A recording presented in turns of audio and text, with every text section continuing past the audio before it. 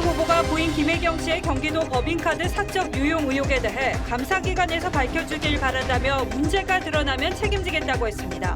야당은 과잉 의전과 법인카드 유용 논란을 갑질로 규정하고 김혜경 방지법을 공약으로 내걸었습니다. 신속 항원 검사로 코로나 방역 체계가 바뀐 첫날 곳곳에서 혼선이 이어졌습니다.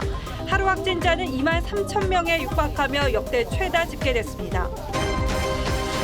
검찰이 황무성 전 성남도시개발공사 사장 사퇴 압박 의혹과 관련해 이재명 후보에게 혐의가 없다고 결론지었습니다. 철도 건널목에서 트럭과 무궁화호 열차가 충돌했습니다. 트럭에 탑승한 70대 남녀가 사망했습니다. 미국이 동유럽에 병력을 추가 배치했고 러시아는 우크라이나 접경 지역에 병력 13만 명을 집결시켰습니다. 이른바 부모 찬스로 부동산 대출금을 갚고 엄마 카드로 명품 쇼핑 등을 해온 엄가족 200여 명이 세무조사를 받게 됐습니다. 아빠 찬스로 아파트 12채를 사들인 미성년자도 적발됐습니다. 추위를 피해 한반도로 날아온 까마귀떼가 도심을 점령하고 있습니다. 개발로 서식 공간을 잃어버리자 불청객 신세가 됐습니다.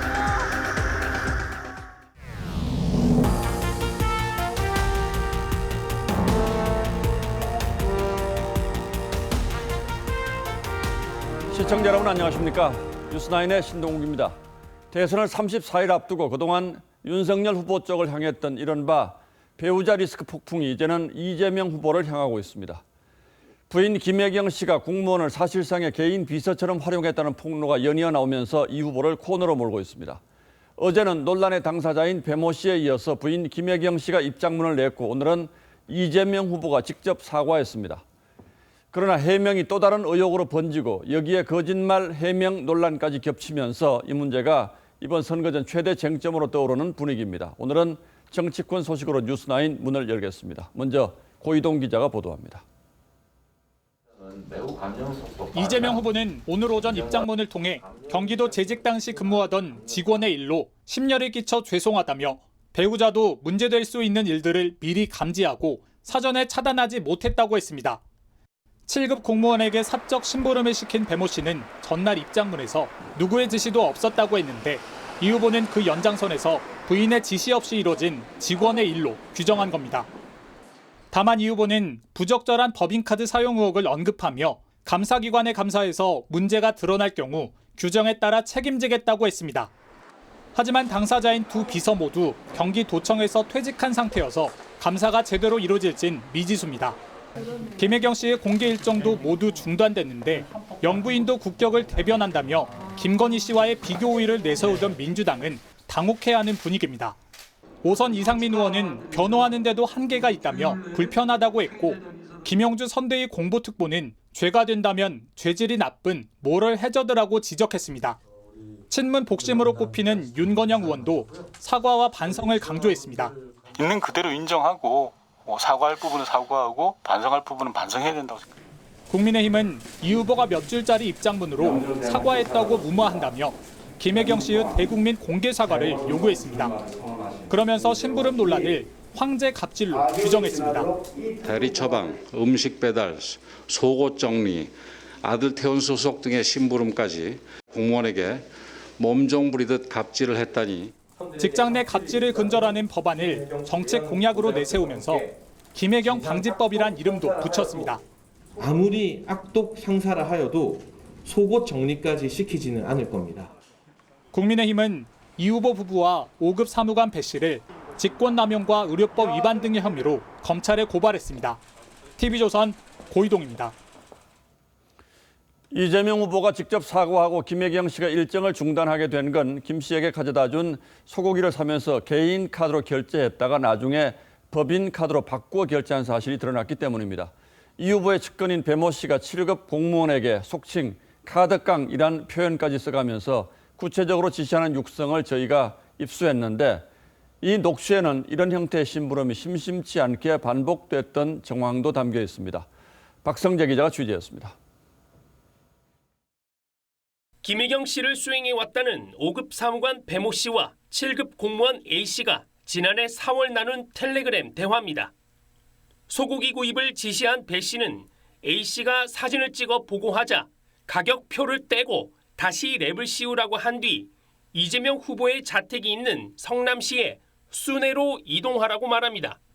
소고기값 11만 8천 원은 A씨가 자신의 카드로 먼저 결제했습니다.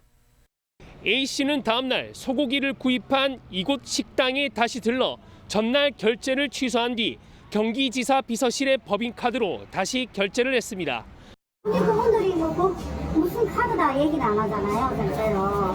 그냥 이 카드 잘못 썼으면 그렇게 할 수 있는. 배 씨는 지시 과정에서 자신이 수시로 카드깡을 해왔다는 취지의 발언도 했습니다. 내가 그 카드깡 했을 때 그게 20만 원 넘은 적이 없어, 그 집에서. 배 씨는 또 식당에 직접 가서 먹은 것처럼 보이기 위해 A씨에게 구입은 정육점에서 결제는 식당에서 하라고 지시했는데 식당 측에서 이를 거부하자 A씨를 강하게 다그쳤습니다. 왜 안 된다는 거예요? 그냥 편법으로 해줬나 봐요. 근데 지금은 이제 그게 불가능하대요. 사관님 오고 나서 왜 그러냐고. 여태까지 잘하다가. 두 사람 외에도 또 다른 비서실 소속 직원까지 구입 과정에 동원됐는데 A씨의 전임자로 호르몬 약 대리 처방 때도 언급됐던 이름입니다. 아니 그런 말 하지 말고 주문을 해달라고 처음부터 내가 한테 주문을 하라고 했잖아. A씨는 이런 카드 바꿔치기 결제가 10차례 이상 이루어졌다고 주장했습니다. TV조선 박성재입니다. 핵심적인 의혹 관련한 거짓말 해명 논란도 불거졌습니다. 배 씨가 김혜경 씨 이름으로 처방받은 약을 사실은 자신이 복용했다고 주장하면서 대리 처방 의혹이 불거졌는데 한 달 뒤에 김혜경 씨가 똑같은 약을 자신의 이름으로 6개월치 처방받은 사실을 저희 취재진이 확인했습니다.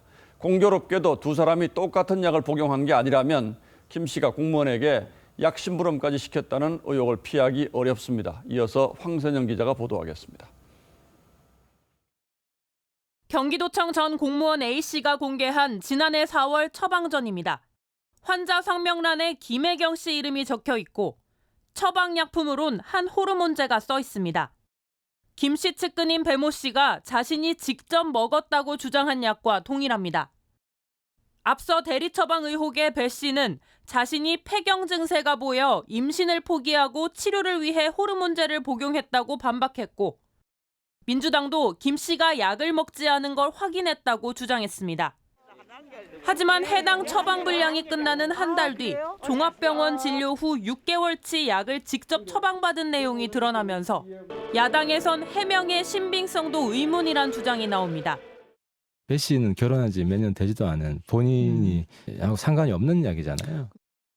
전문가들은 해당 약이 폐경이 확실한 사람에게만 처방하는 치료제라며 환자 본인에게만 처방해야 하는 전문 의약품이라 대리 처방은 명백한 불법이라고 입을 모았습니다.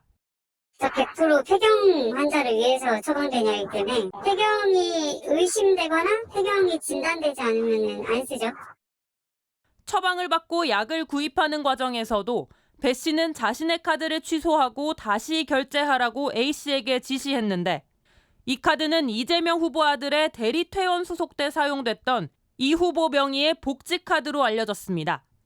이 후보 측은 후보 배우자가 필요할 경우 스스로 처방받아 복용하고 있음을 증명하는 자료로 정상 복용 중인데 타인 명의로 대리 처방받을 이유가 없다면서 반면 배 씨는 남몰래 호르몬제를 복용했고 타인이 처방받은 약을 구하려 했다고 설명했습니다. TV조선 황선영입니다. 예, 이번 의혹의 핵심은 도지사의 권한과 권력을 그 부인이 사적으로 유용했다는 데 있습니다. 그런데 앞서 보신 것처럼 구체적으로 들어가면 사적 유용의 형태가 워낙 다양하고 여기에 해명과 거짓 해명 의혹까지 더해지면서 논란이 쉬 가라앉을 것 같지는 않습니다. 궁금한 게 많죠. 이 문제를 취재하는 정치부 기자에게 자세히 좀 물어보도록 하겠습니다. 자, 김보건 기자. 예.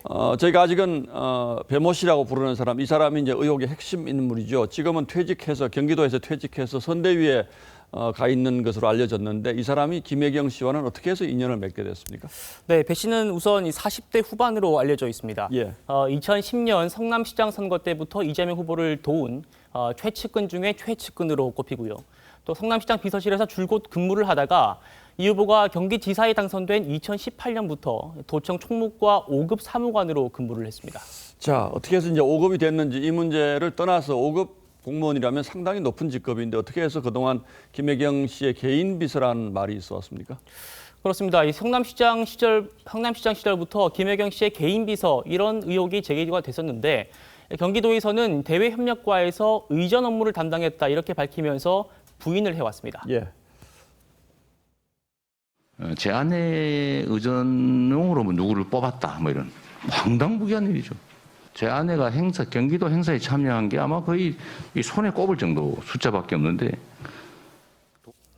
네, 하지만 7급, 9급 공무원이 최소 10여 년 이상 근무해야 갈 수 있는 이 5급 사무관 자리에 곧바로 직행한 점을 들어서 이 사적 친분 때문 아니냐 이런 말이 도 안팎에서 끊이지 않았었습니다. 예.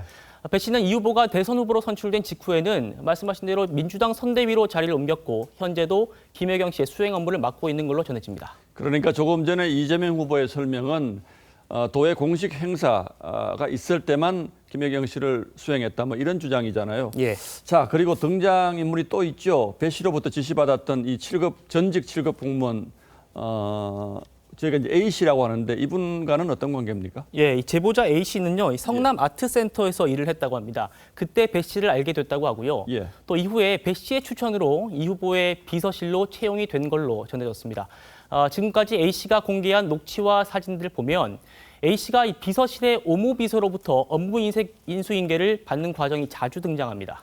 자, 오모 비서, 그러니까 오 비서는 새로운 인물이 지금 등장한 셈이군요. 그렇습니다. 배 씨는 A 씨에게 김혜경 씨 관련 일을 시키면서 이 오 비서라는 사람에게 물어보라고 여러 번 말합니다. 한번 들어보시죠. 예. 보통 10만 원, 15만 원 얘기하시거든요. 는 그렇게 얘기 안 하고요. 그 얘기는 사람들한테 나한테 스테이크용으로 나가는 거라서. 그래서 네, 시키라 그래. 처음부터 내가 한테 주문을 하라고 했잖아. 부탁을 하라고 했더니 왜 한테 그 설명을 하고 있냐고. 자, 경기도 소속의 공무원인 A 씨는요, 자신의 업무 90% 이상이 김혜경 씨 관련 사적 심부름이었다고 주장을 했습니다. 예. 이 녹취로만 보면 오 비서는 A 씨의 전임자로서 김혜경 씨 관련 일을 처리했던 걸로 보입니다. 배 씨는 김 씨가 복용했다는 호르몬제를 대리 처방받으라고 지시할 때도 이 사진에서 보시는 것처럼 오 비서에게 약을 확인하라고 합니다. 그러니까 이제 오 비서는 아직 이제 수면 위로 등장한 인물은 아닌데 이분이 어떤 얘기를 하는지 이것도 이제 앞으로 관심 있게 지켜봐야 할 대목이고요. 그러나 저희가 이제 녹취도 여러 차례 들려들었습니다만은 이런 의혹과 관련된 부분들의 사실관계 자체는 좀 부인하기 어려운 이런 상황으로 가고 있는 것 같은데 다만 이 후보나 김혜경 씨의 직접적인 지시는 없었다. 그러니까 배 씨의 과잉 충성에서 빚어진 일이다. 이게 지금 민주당 쪽의 설명이잖아요.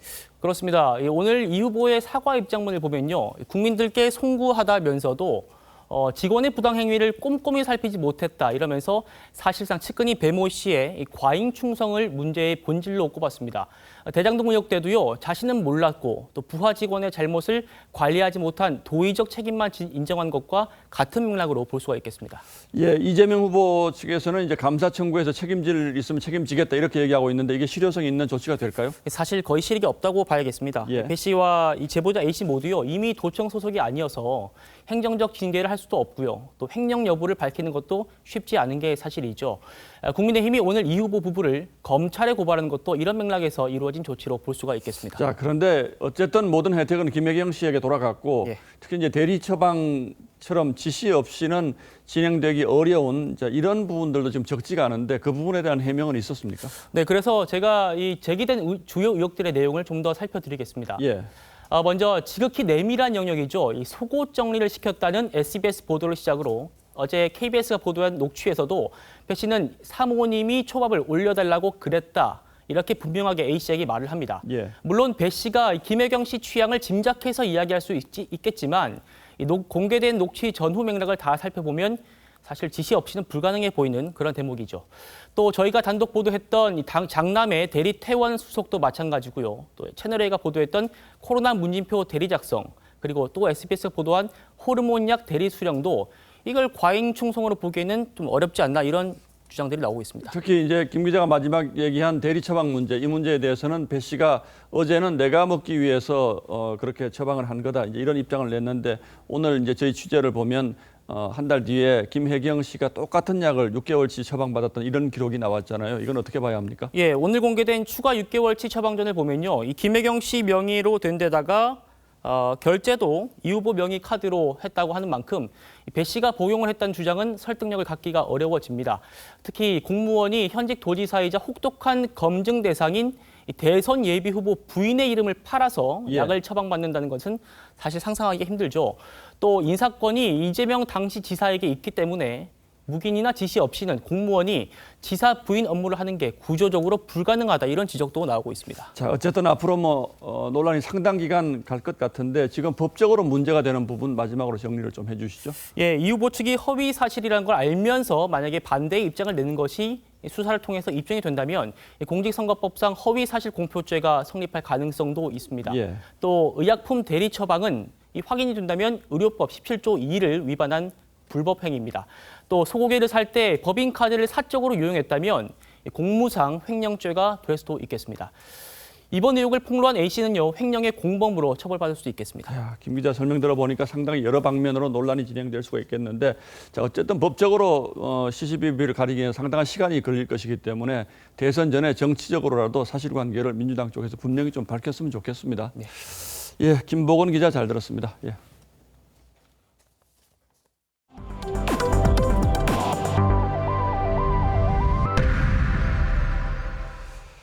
코로나 신규 확진자가 또 역대 최다인 22,900여 명을 기록했습니다. 그야말로 걷잡을 수 없는 확산세여서 하루 확진자가 어디까지 나올지 예상조차 어려운 상황이 되었습니다. 오늘부터는 선별 진료소에서도 두 종류의 검사가 따로 시행됐는데 혼란은 없었는지 최원영 기자가 현장을 점검했습니다. 선별 진료소 앞에 두 줄이 섰습니다. 신속 항원 검사 줄과 결과를 기다리는 줄입니다. 고위험군만 PCR 검사를 받는 첫날, 한 장병은 관련 서류가 없어 난처해집니다.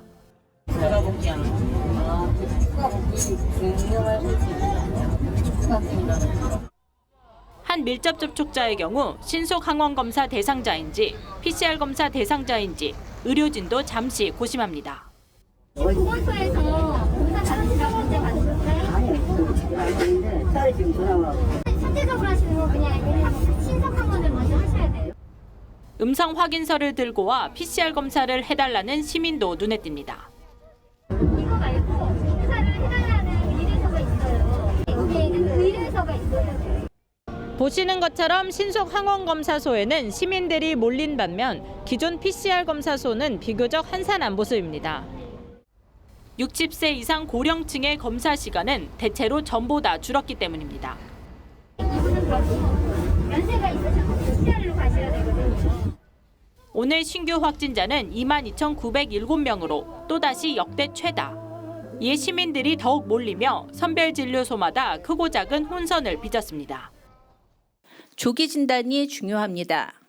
유증상 시에 신속 항원 검사를 받아주시고 빠른 오미크론 확산세에 대응하려면 새 검사 체계도 신속히 자리 잡아야 할 것으로 보입니다. TV조선 최원영입니다.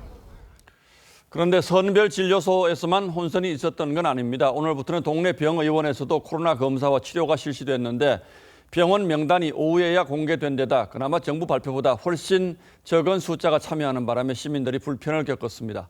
병원에서는 또 어떤 일이 있었는지 박상준 기자가 다녀왔습니다. 정면 보세요. 편해요. 끝났어요. 네, 나가셔도 됩니다.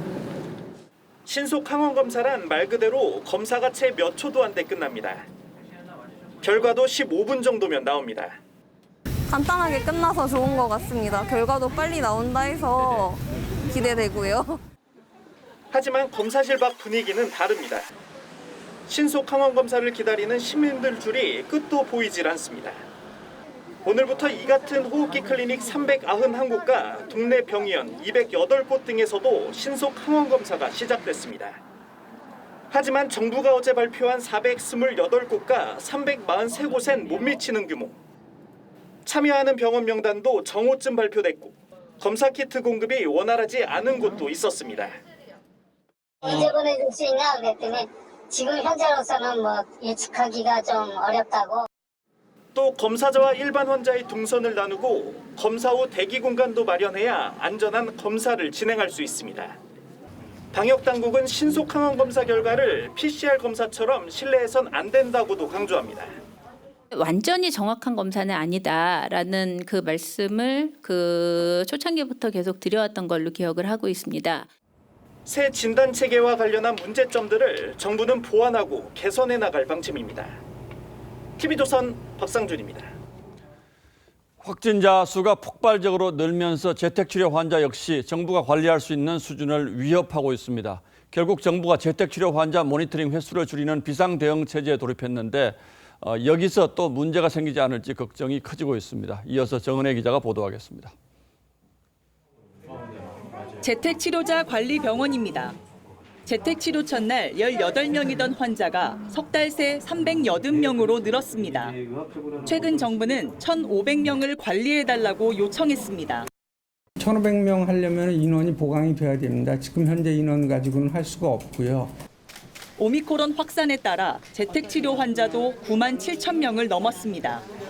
최근 9일 새 약 3배나 급증해 관리 한계 인원인 11만 명의 90%에 육박합니다. 정부가 꺼낸 카드는 재택치료자 모니터링 횟수 축소입니다. 하루 2, 3회에서 고위험군은 2회, 일반 환자는 1회로 줄여 대응 역량을 50%까지 늘린다는 계획입니다. 나아가 아예 모니터링을 하지 않고 환자가 이상시 연락을 하는 이른바 재택 요양 방안도 검토되는 분위기입니다.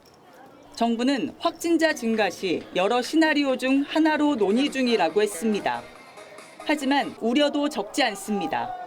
모니터링 횟수가 줄어들면 중증으로 진행되는 것을 조기에 감지 못할 가능성이 있죠. 응급 상황에 빨리빨리 대처가 가능할지도 불확실하거든요. 늘어나는 재택치료자 관리가 새로운 방역 숙제로 떠올랐습니다. TV조선 정은혜입니다. 검찰이 황무성 전 성남도시개발공사 사장 사퇴 압박 의혹과 관련해서 이재명 후보에게 아무 혐의가 없다고 결론 내렸습니다.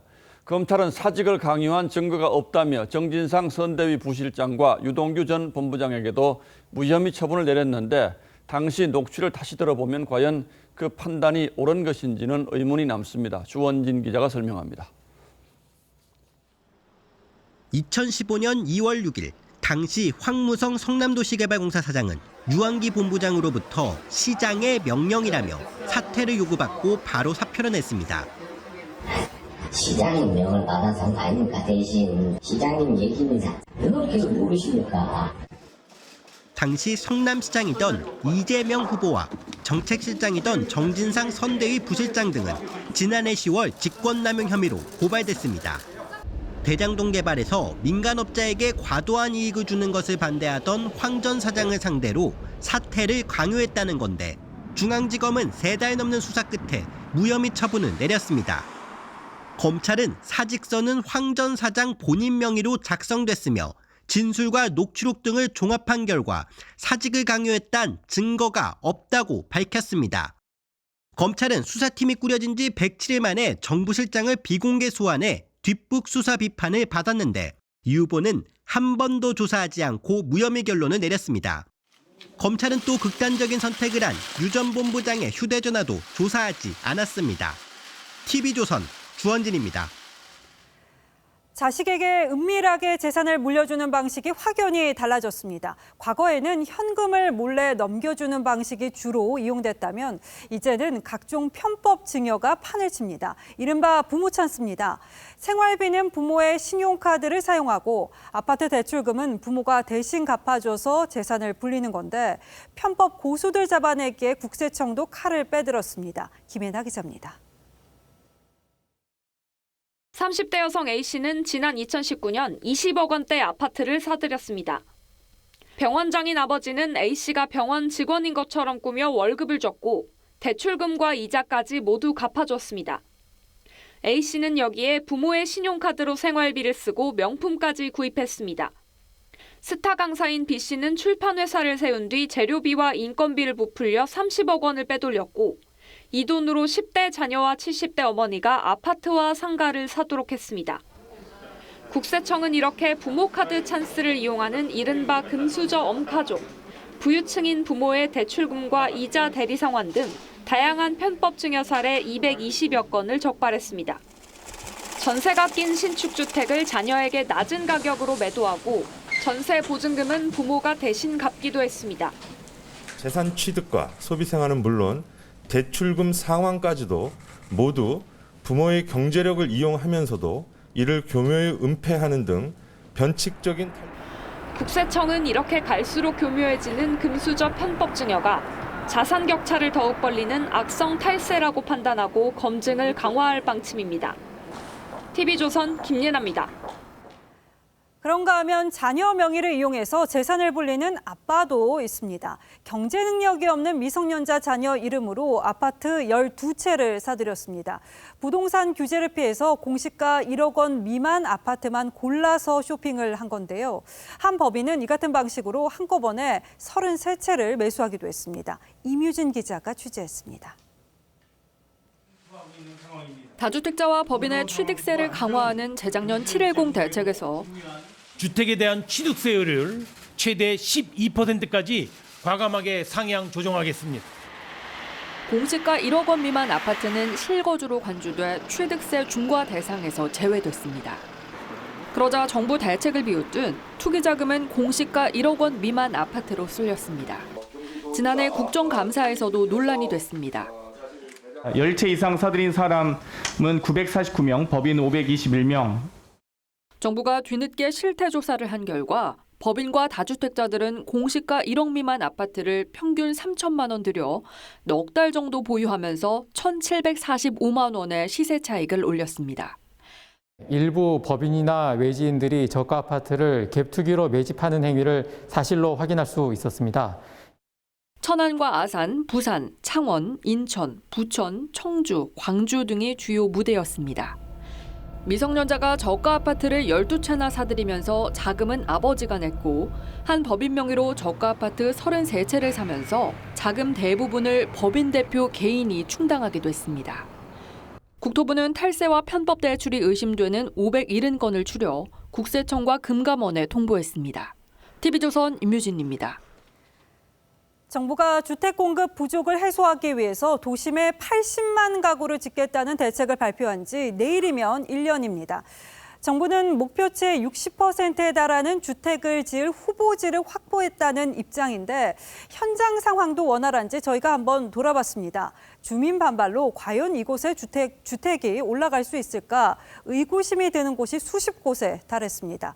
당장 2년 안에 착공이 가능한 물량은 10,000 가구 정도로 파악됐습니다. 김주영 기자가 현장 취재했습니다. 정부가 지난해 도심복합개발 후보지로 선정한 불광 2구역. 이후 일부 주민들은 국토부와 지자체에 강력하게 항의하고 있습니다. 정부에서 나와가지고 뭐 어떻게 이 개발을 된다고 상의한 적도 없고 의논한 적도 없고 근데 그냥 자기 일방적으로 그냥 정부가 이렇게 발표한 도심 공공주택 복합사업 후보지 76곳, 10만 가구 중 42곳에서 후보지 지정을 철회하라는 주민 반발이 쏟아집니다. 동의서 10%를 받았다 하면서 구청에서는 이걸 그냥 국토부에 올리고 이 지역을 한 번도 살펴보지 않고 결국 지구 지정이 실제로 완료돼 2년 내 착공이 가능한 곳은 증산 4구역 등 7곳, 10,000 가구뿐입니다. 27만 가구 규모의 공공택지 사업도 광명, 시흥 등에서 공청회도 열지 못하는 등 넘어야 할 산이 많습니다. 하지만 정부는 오늘 대책 발표 1년 만에 목표치의 60% 수준인 50만 호의 입지 후보지를 선정해 집값 안정에 기여했다고 자평했습니다. 하반기 들어 후보지 및 지구 지정 본격화로 인하여 최근에 시장의 하향 안정화 추세에도 핵심적으로 기여하였습니다. 이어지는 주민 반발 속에 오는 5월 차기 정부가 들어서면 추진 동력은 더 불투명해질 거란 우려도 나옵니다. TV조선 김주영입니다. 경북 영천의 한 철길 건널목에서 무궁화호 열차와 1톤 트럭이 충돌했습니다. 이 사고로 트럭에 타고 있던 70대 남녀가 숨졌습니다. 이성진 기자입니다. 경북 영천에 있는 한 철도 건널목입니다. 통행 차단봉이 부러졌고 선로 주변에 트럭 파편이 여기저기 흩어져 있습니다. 오늘 오후 3시 35분쯤 강원도 동해를 출발해 동대구로 가던 무궁화호 열차가 건널목을 건너던 1톤 트럭과 충돌했습니다. 열차는 앞으로 버리고 1톤 화물차는 조석 측면 정중앙으로 보시면 돼요. 열차는 트럭과 충돌한 뒤 급제동을 시도했지만 100여 미터를 더 달린 뒤에야 멈췄습니다. 이 사고로 트럭에 타고 있던 70대 남녀 2명이 숨졌습니다. 열차는 탈선하지 않았고 승객 132명 가운데 다친 사람도 없었습니다.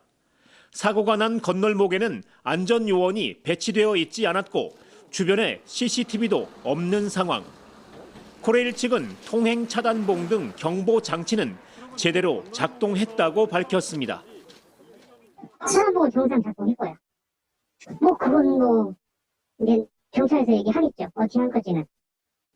경찰은 목격자 등을 상대로 차단기를 비롯한 경보장치 정상 작동 여부 등 사고 원인을 조사할 계획입니다. TV조선 이성진입니다. 채석장에서 또 안전사고가 발생했습니다. 경기 양주에 이어서 이번에는 경남에서 이 발파 작업에 쓰이는 화약이 폭발해서 작업자 4명이 다쳤습니다. 작업자 3명의 목숨을 앗아간 양주 채석장 붕괴 현장에서는 사고 원인을 규명하기 위한 현장 감식이 이뤄졌습니다. 하동원 기자가 취재했습니다. 경남 창원의 한 채석장. 구조대원이 바닥에 쓰러진 작업자의 상태를 살피고 있습니다. 이 채석장에서 폭발 사고가 일어난 것은 오늘 아침 8시 반쯤. 현장 작업자들이 추운 날씨에 몸을 녹이기 위해 불을 피운 것이 화근이었습니다. 아침에 날씨가 추워가지고 작업하기 전에 박스에 불을 붙이는데 이게 불씨가 옆에 날아가가지고 내관이 들어있는 박스에 붙은 겁니다. 이 사고로 60대이시 등 작업자 4명이 머리와 얼굴 등에 화상을 입었습니다. 이런 가운데 작업자 3명의 목숨을 앗아간 경기도 양주 삼표그룹 채석장 붕괴 사고에 대한 현장 감식이 시작됐습니다. 경찰과 고용노동부는 석재 발파를 위해 구멍을 뚫는 작업 중 토사가 무너지게 된 원인과 함께 현장의 안전관리가 제대로 됐는지 여부를 조사하고 있습니다. 민주노총은 사고 현장 입구에서 기자회견을 열고 철저한 진상조사와 함께 삼표그룹의 최고 경영자를 처벌하라고 촉구했습니다. TV조선 하동훈입니다. 매년 겨울철이면 시베리아 추위를 피해서 떼까마귀가 한반도로 몰려옵니다. 그런데 이 까마귀들이 도심 전선과 신호등 곳곳을 점령해서 주민에게 겨울철 불청객이 되고 있습니다. 각종 개발로 서식지를 잃어버린 탓인데 구자영 기자가 취재했습니다. 까마귀 수백 마리가 하늘을 날아다니고 전선과 신호등 곳곳에 앉아 있습니다. 겨울 철새인 떼까마귀 무리입니다. 주로 도심에 머물며 도로 등에 배설물을 남겨 주민들에겐 겨울철 불청객이나 다름없습니다. 재작년서부터 더 심해진 것 같아요. 쉽게 내려갈 일이 없으니까 발표가 나가 있잖아요. 떼까마귀는 겨울철 추운 시베리아를 벗어나 12월에서 3월 사이 한반도에 서식합니다. 최근 몇 년 사이 수원과 오산, 화성 등 경기 남부 지역에서 무더기로 발견되고 있습니다. 도로와 차량 피해 등 민원이 잇따르자 지자체들은 대응반을 꾸려 떼까마귀를 쫓고 있습니다. 떼까마귀는 매일 저녁 7시쯤이면 이렇게 불빛이 많은 시내거리에 있는 전봇대로 몰려듭니다. 전문가들은 도시개발이 진행되면서 떼까마귀가 원래 머물던 서식 공간을 잃어 도심으로 몰려들었다고 분석했습니다. 서식지들이 사라져가는 거죠. 새들은 자기가 원래 왔던 지역의 기소성이 상당히 강한 편이거든요. 대체 서식지 마련이 해결책으로 제시되고 있지만 위치와 조성 조건 등이 연구 과제로 남아 있습니다. 불편 민원이 늘자 환경부는 떼까마귀 생태자료 구축을 위해 포상금을 내걸고 시민 제보를 받고 있습니다. TV조선 구자영입니다. 대선 후보 4명이 처음으로 한자리에 모인 TV토론이 조금 전 8시부터 시작돼 지금까지 진행 중입니다. 어렵게 성사된 토론인 만큼 공방이 치열할 것 같은데 취재기자 연결해서 현장 분위기 들어보겠습니다. 이철임 기자, 오늘 토론 어느 부분에서 후보들이 충돌했습니까? 네, 오늘 토론은 부동산과 외교안보, 일자리와 경제 등 4가지 주제로 나눠 진행되는데 지금은 마지막 주제인 경제를 두고 토론 중입니다. 부동산 분야 토론 때 윤석열 후보는 이재명 후보에게 대장동을 설계한 게 맞느냐고 물었고 이 후보는 국민의힘의 방해에도 공공개발을 못한 걸 사과한다고 역공하며 시간 낭비하지 말자고 했습니다. 또 심상정 후보도 대장동 사건 투기 세력과 결탁한 것인지 무능했던 건지 해명이 필요하다고 했는데 이 후보는 자신이 이익을 본 적이 없다는 주장을 유지하면서 적극적으로 반박했습니다. 안철수 후보는 업자들이 1조 원을 벌어들인 게 핵심이라고 했습니다. 자, 예상했던 대로 대장동 의혹 공방이 가장 컸던 것 같은데 다른 분야에서의 공방도 정리해 주시죠. 네, 윤석열 후보 배우자인 김건희 씨가 자신과 남편은 안희정 전 지사 편이라고 말한 녹취가 공개된 것과 관련해 심상정 후보가 사과를 요구했는데요. 윤 후보는 안희정 씨나 오거돈 씨, 박원순 씨 모두 권력을 이용한 성범죄라면서 피해자 김지은 씨를 포함한 상처받은 분들께 사과드린다고 했습니다. 안철수 후보는 연금개혁이 필요하다며 내 후보에 함께 연금개혁 선언을 하자고 제안했습니다. 이재명 후보는 윤석열 후보의 사드 추가 배치 공약에 대해 중국의 반발이 예상된다며 경제를 망치려고 하냐고 지적했고 윤 후보는 수도권 방어를 위해서는 추가 배치가 필요하다면서 안보가 튼튼해야 경제도 유지된다고 강조했습니다. 또 대통령에 당선되면 만날 강대국 정상 순서를 묻는 질문에 이재명 후보는 미국이 먼저냐 중국이 먼저냐 할 필요가 없다며 효율적인 시점과 상대를 강조했고 윤석열 후보는 미국, 일본, 중국, 북한 순서라고 답했습니다. 지금까지 정치부에서 TV조선 이채리입니다. 김원웅 광복 회장이 광복회 건물 안에 가족회사를 차려놓고 공공기관을 상대로 영업을 해왔다는 의혹을 저희가 보도해 드린 바가 있죠. 광복 회장의 직인을 찍은 공문까지 사용한 것으로 드러나 파문이 일었습니다. 그런데 김 회장이 이 가족회사의 이름부터 사업 방향 그리고 정관 내용까지 세세히 지시하는 등 사실상 회사 운영을 좌지우지했다고 이 업체 대표가 저희에게 폭로했습니다. 광복 회장이라는 지위를 사적인 이익을 얻는 데 이용했다는 의혹을 뒷받침하는 정황이죠. 박경준 기자의 단독 보도입니다. 김원웅 광복회장의 친인척이 등기임원으로 등재돼 있던 골재회사 B사의 대표이사는 김 회장 동서와 알고 지낸 권모 씨였습니다. 해외 체류 중인 권 씨는 TV조선과의 통화에서 김 회장이 B사를 실질적으로 운영했다고 말했습니다. 회사는 이름이 이제 김원웅 회장이 준 회사 이름입니다. 제가 대표로 있었지만 감독, 주연출 그쪽 기관, 김원웅. 광복회와 관련된 것처럼 보이기 위해 B사 정관에 독립유공자 후손 복지 사업을 넣은 것도 김 회장 지시였다고 했습니다. 거기에 맞는 내용을 들어가야 된다라는 아주 강력한 드림을 한번 한 적이 있습니다. 파주 미군부대 광물 탐사 등 사업 추진 방향도 김 회장이 잡아줬고 가이던스를 이렇게 좀 잡아줬죠. 가이드를 잡아주는데 방향을 잡아주는데 뭐 국방부 쪽, 그다음에 미군 쪽, 적쪽. 무산되기는 했지만 광복회가 국회에는 카페의 운영에도 B사를 참여시키려 했다고 주장했습니다. 운영 대행을 정부 전체를 좀 한번 도모하자. 그거는 사실은 김원웅 회장의 뜻이죠. 김 회장은 TV조선이 처음 B사에 대해 문제를 제기했을 때도 아무 해명도 하지 않았는데 이번에도 수차례 전화하고 문자도 보냈지만 답이 없었습니다. TV조선 박경진입니다. 우크라이나 상황이 급박하게 돌아갑니다. 미국과 러시아가 경쟁하듯 병력을 배치하고 있는 건데 미국은 동유럽에 미군 병력을 추가로 배치하겠다고 했고 러시아는 우크라이나 접경 지역의 병력을 집결시켰습니다. 유혜림 기자입니다. 우크라이나 남쪽 크림반도의 러시아 부대. 지난해 9월 비어있던 공간이 막사로 채워졌습니다. 우크라이나 동쪽 포고노보엔 탱크와 포격 흔적이 보입니다. 북쪽 벨라루스엔 탄도미사일 이스칸데르를 배치했습니다. 3면을 포위한 러시아 병력만 13만 명입니다. The military force concentrated in our occupied territories is huge. It puts a lot of pressure on us. 이에 바이든 대통령은 우크라이나 서쪽 접경국 폴란드와 루마니아에 미군을 추가 파병하고 재배치하는 안을 승인했습니다.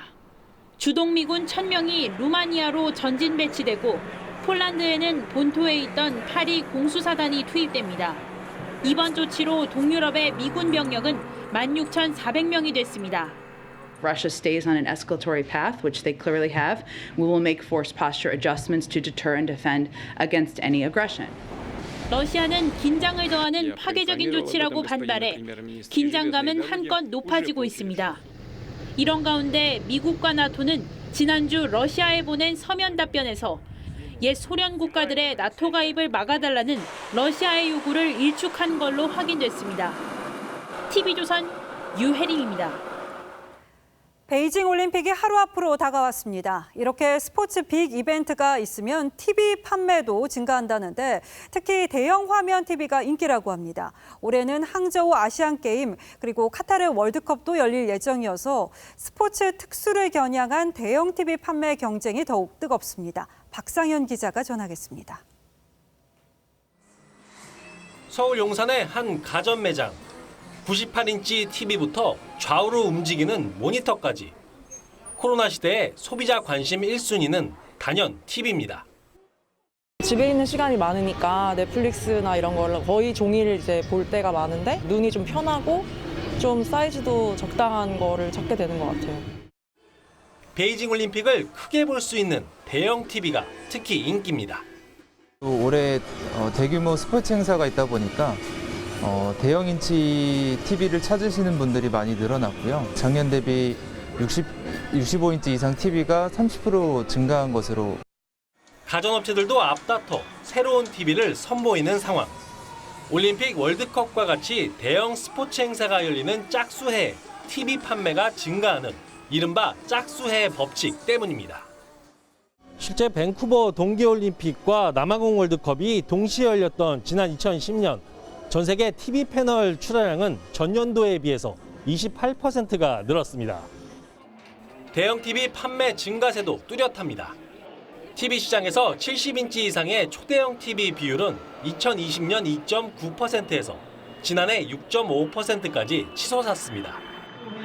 베이징 올림픽 이후 카타르 월드컵, 항저우 아시안게임 등 대형 스포츠 이벤트가 줄지어 있는 2022년.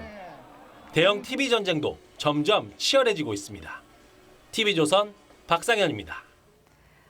컬러 사진 탄생 초창기에는 흑백 사진만이 예술로 인정받았습니다. 그런데 이 시기에도 컬러 사진을 고집했던 선구자가 있습니다.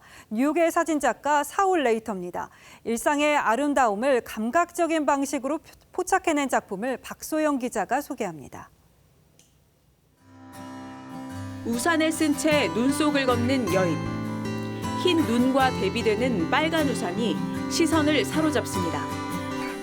창문 너머 실루엣만 남은 사람. 흔들린 초점과 지워진 경계가 숨은 사연을 짐작하게 합니다. 담고 싶은 부분만 강하게 어필하는 부분이 있어요. 그 부분이 참 재밌는 것 같습니다. 뉴욕의 전설 사울 레이터는 대부분의 작가가 흑백 사진에 몰두했던 1940년대부터 컬러 작업을 고집했습니다. 균형이 맞지 않는 구도와 유리창 너머 흐릿한 이미지는 특유의 코드로 자리 잡았습니다. 일평생 자신의 자리에서 묵묵히 작업을 이어온 그가 컬러 사진의 선구자로 주목받게 된 건 2006년. 독일의 유명 출판사 슈타이들이 그의 컬러 사진을 복원해 사진집으로 펴내면서였습니다. 좋아서 하는 목적 없는 행위들도 나중에는 큰 의미가 될 수 있겠구나라는 생각을 하게 된 것 같아요. I think you know everything. Everything is suitable to be photographed. 사울 레이터의 인생을 재조명한 다큐멘터리와 미발표 유작을 포함한 사진집도 국내 팬들의 사랑을 받고 있습니다. 누가 알아주지 않아도 묵묵히 자신의 길을 걸었던 사울 레이터. 그의 뚝심이 관람객의 마음에 감동을 주고 있습니다. TV조선 박소영입니다. 내일 개막하는 베이징 동계올림픽 현장으로 가봅니다. 저희 기자는 방역 요원들 모습이 마치 드라마 오징어 게임 같다고 전하기도 했는데 그 어느 때보다 통제가 많은 올림픽입니다. 현재의 베이징 모습을 장동욱 기자가 전해드립니다. 영화 스타 성룡이 나누는 성화와 함께 개막까지 하루를 남긴 베이징 동계올림픽. 대회가 진행돼 페쉐루프 주위 철창은 더욱 촘촘해졌습니다. 호텔에서 나갈 때부터 철저한 몸수색은 기본. 선수촌, 미디어 센터 등 입구는 2중, 3중 막혔고 공안과 경찰이 그 앞을 지킵니다. 어제까지만 해도 반입이 되던 라이터 하나까지 압수당할 정도입니다. 대회 기간 선수들의 우리 음식을 제공할 급식 지원센터도 본격 가동에 들어갔습니다. 하지만 이조차도 베이징에 있는 대표 선수들만 누리는 혜택입니다. 썰매 대표팀과 스키 대표팀이 향한 옌칭과 장자카오는 유령 도시에 가깝게 고립돼 있어 도시락 지원도 받지 못합니다. 여기 옌칭 그 슬라이딩 센터 주위는 사실 다 산밖에 없고 어디 뭐 마을도 없어요.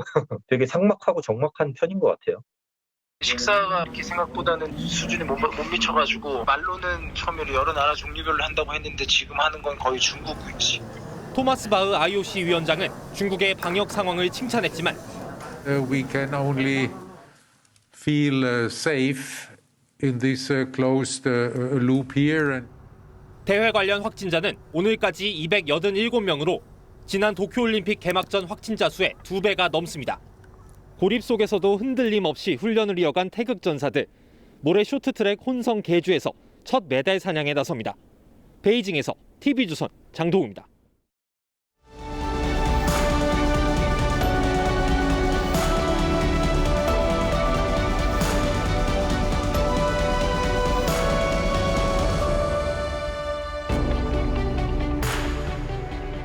타고난 골프 천재가 넓이뛰기 도움닫기 하듯 매달려 공을 후려칩니다. 공을 멀리 보내는 건 모든 골프의 꿈이죠. 그래서 생긴 게 장타 대회입니다. 참가자들은 훨씬 긴 드라이브를 들고 나와 몸이 휘청거리도록 휘두릅니다. 야구 외다리 타법처럼 한쪽 발을 들었다가 내딛기도 하죠. 하지만 어설픈 골프가 폼나게 장타를 날릴 욕심부터 앞서면 뒷땅을 치기 일쑤입니다. 공이 쪼르르 굴러다 마는 토핑을 내 망신을 당하기도 하죠. 그래서 골프는 욕심과 힘을 빼야 하는 마이너스 게임이라고 합니다. 한 번 날아간 공을 되돌릴 수 없듯 한 번 내뱉은 말은 도로 삼킬 수가 없습니다. 강원용 목사가 말에 관해 이런 명언을 남겼습니다. 과장된 말은 인플레, 실천 못하는 말은 부도수표, 거짓말은 위조지폐와 같습니다. 그래서 말은 신용이 있어야 하고 그중에서도 군인과 정치가의 말은 보증수표처럼 정확해야 한다고 했죠. 그런데 언제부턴가 우리 정치권에서는 정치인의 말 바꾸기를 당연시하는 풍조가 생겼습니다. 송영길 대표가 민주당의 무능과 오만, 내로남불을 사과하면서 세대 교체를 위한 586 용퇴 카드를 던졌던 게 지난 25일이었습니다. 그런데 열흘이 지나도록 당내 주류 세력인 586 의원들은 잠잠하기만 합니다. 심지어 자신을 포함한 용퇴론에 불을 붙였던 김종민 의원조차 이렇게 얼버무렸습니다. 개인의 용퇴가 핵심이 아니고 낡은 기득권 제도를 용퇴시켜야 한다고. 그러니 당내에서조차 이런 게 바로 요설, 즉 요망하고 요사스러운 수작이라는 비판이 나오지 않았겠습니까? 송 대표가 내밀었던 또 하나의 카드, 같은 지역구 사연임 금지도 유야무야 흐지부지하긴 마찬가지입니다. 곧바로 중진 의원들이 반발하자 당 수석 대변인이 강요할 수 있는 건 아니라고 발을 뺐습니다. 선거가 닥치면 다짜고짜 머리를 조아리고 쇄신과 개혁을 외치다가 선거 끝나자마자 안면을 바꾸는 게 어제 오늘의 일은 아닙니다. 하지만 선거가 한 달 넘게 남았는데 꺼낸 지 열흘도 채 안 돼 빈말이 돼가는 건 처음 보는 일입니다. 요설이라는 말에는 이런 뜻도 있습니다. 넉넉할 요와 혀설자를 써서 쓸데없이 짓거린다는 뜻이죠. 말하는 남생이라는 속담도 있죠. 자라가 토끼를 용궁으로 꿰어가려고 했던 온갖 감언 이설에 빗대 아무도 신용하지 않는 말을 가리킵니다. 일단 던져보고 반응이 좋으면 내 것이고 아니면 말고, 그러다 보니 대선 후보들의 화려한 공약 경쟁이 아무 말 대잔치처럼 느껴지는 것도 무리는 아닐 겁니다. 2월 3일 앵커의 시선은 차라리 말을 말든지 였습니다.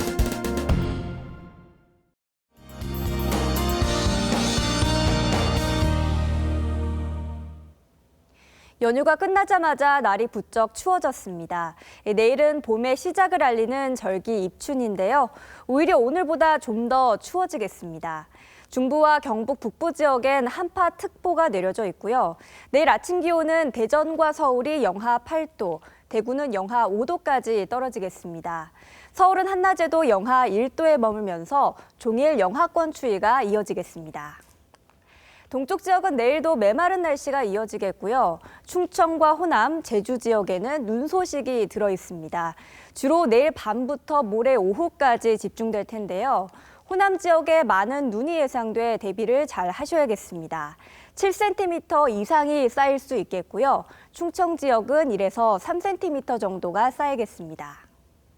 다음 주 초까지는 계속 따뜻하게 입고 다니셔야겠습니다. 특히 토요일에는 서울이 영하 11도까지 떨어지면서 추위가 절정을 보이겠습니다. 날씨였습니다. 2월 3일 목요일 뉴스9은 여기서 모두 마치겠습니다. 시청해주신 여러분 고맙습니다.